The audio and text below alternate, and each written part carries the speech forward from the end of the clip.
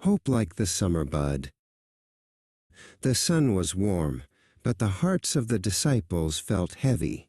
They walked with Jesus outside Jerusalem, thinking about all the hard times ahead.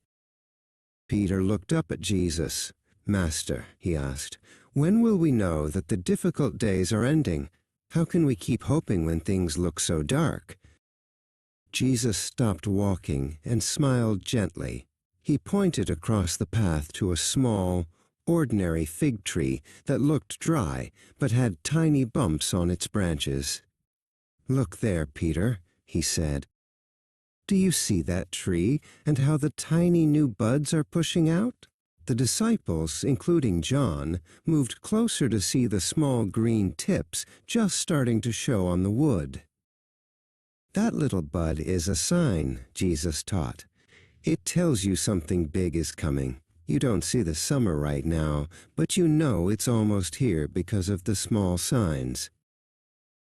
Jesus continued, raising his voice so they understood the certainty of his promise. He delivered the lesson of the parable, "Look at the fig tree and all the trees. When you see them budding, you know that summer is near.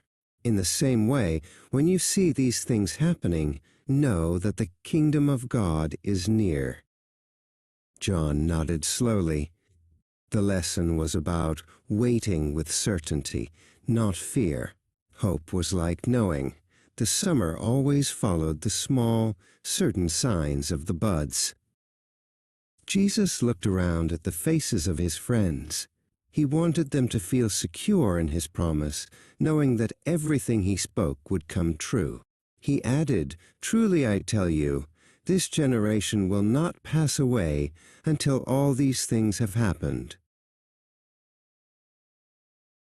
Then Jesus finished with the most powerful promise of all, making their hope stronger than stone or metal. "Heaven and earth will pass away, but my words will never pass away." The disciples felt the fear melt away. They understood. Hope was not just a wish, it was a certainty, promised by words that were stronger than the mountains and more real than the summer sun.